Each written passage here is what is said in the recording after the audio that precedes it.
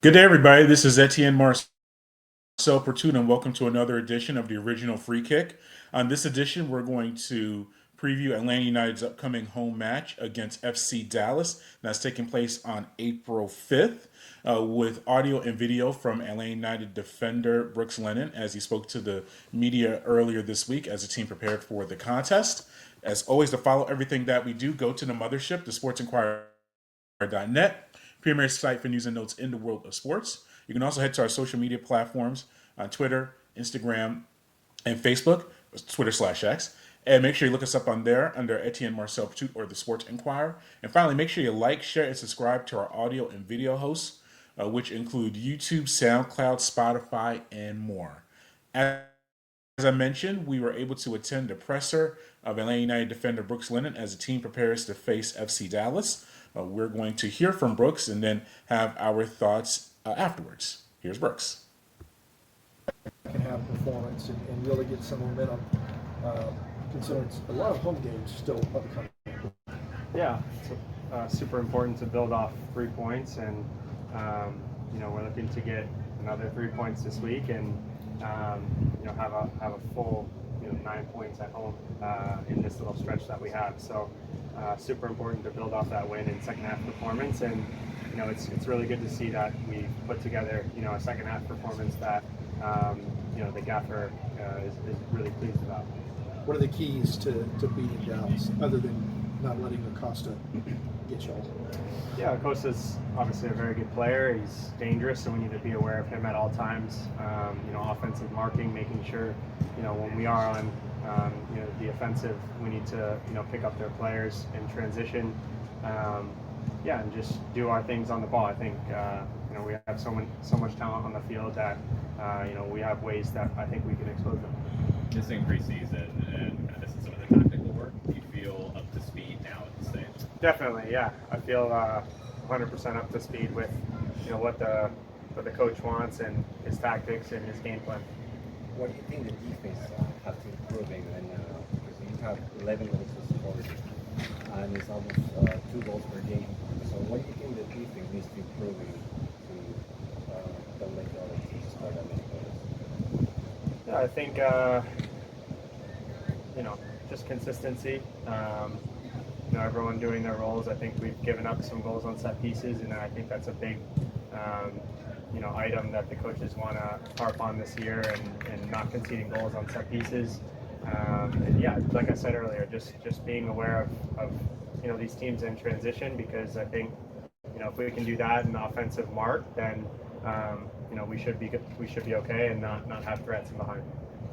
Brooks, Ronnie spoke leading into last game, so we got that second half about the load levels maybe being a little bit too high during training going into that game, and kind of wanting to tailor it to you guys. Do you feel like that helped? Do you feel like you had more energy in your legs in that second half? Yeah, definitely. I think he's done a good job at lowering the load a little bit from training.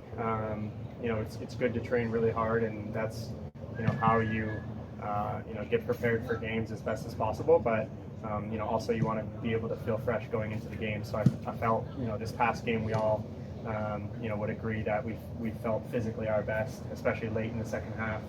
We were putting so much pressure on them.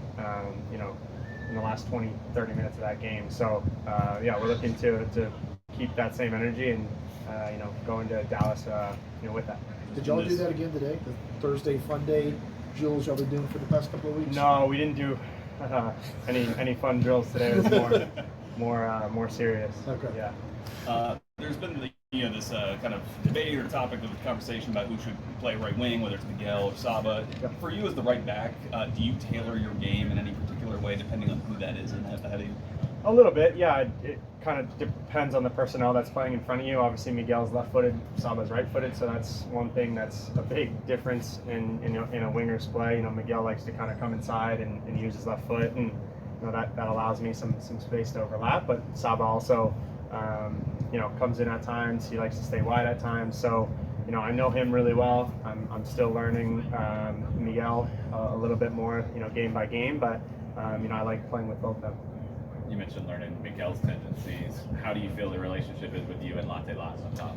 Yeah, I think it's really good. We've spoke a lot the last 2 or 3 weeks about the services that he wants and kind of the areas that I like to get in as well. And although I only have 1 assist to him this season, I think there's going to be a lot more coming. Do you feel it's most consistent week of training? There's no international break. Seems like injuries are kind of on the positive side overall. You feel like this is be a good turning point for the team at this stage of the year as you progress through this home stretch? Definitely, yeah. I think, like you said, it's good to have a full week with everyone back from international duty. Last week was a little bit hard because we had guys, tailoring their training schedules based on, flight times and, coming from different countries and things like that. So I felt like this week was a full week of, preparation for everybody. And like you said, we're getting a lot of our injured guys back in the mix. So that's good to see. What are some of the challenges that Dallas brings to you guys on Saturday? Yeah, I think, like I said earlier, just their transition is lethal. They've scored a lot of goals in quick transitions. They've got speed up top, and I think that's the one thing that could hurt us, and that's why we've been really training hard on that this week, making sure that we don't make any mistakes, leaving anyone open in transition. All right, and that was Brooks Lennon previewing the matchup against Dallas. Dallas comes in off of a home win last week over Sporting Kansas City. Acosta scored in the contest. Their midfielder really plays in a really aggressive forward position. You can say they're 10 in essence. Actually, no, I wouldn't even say that because Musa is really their 10 if you want to go and talk about the attacker. But they have a really strong offense. I said Musa scored as well, I believe, against Dallas, or contributed to some goals. So that's going to be a really, really tough contest for the Atlanta United team, especially considering how they conceded 3 against NYCFC last week. Offensively, you did see some improvements with Alexei playing more of a back position, having more activity with the ball, and really spacing. That's what we've seen in the first few matches with Saba, Miguel, really that front 4 of Latela, Saba, Miguel, Almiron, and Alexei, all kind of being in the same positions at certain phases. And there's a lot about football, but one thing is you need balance and spacing. And it was just some congestion up there. So you saw Alexei play a little bit further back. You saw Saba play on the right side, and Saba Lobzhanidze on the right side. And that's where Brooks was kind of referring to, and with Miguel Almiron as well, just finding that balance on that right side and figuring it out. So I think you saw offensively, Atlanta find some positives there.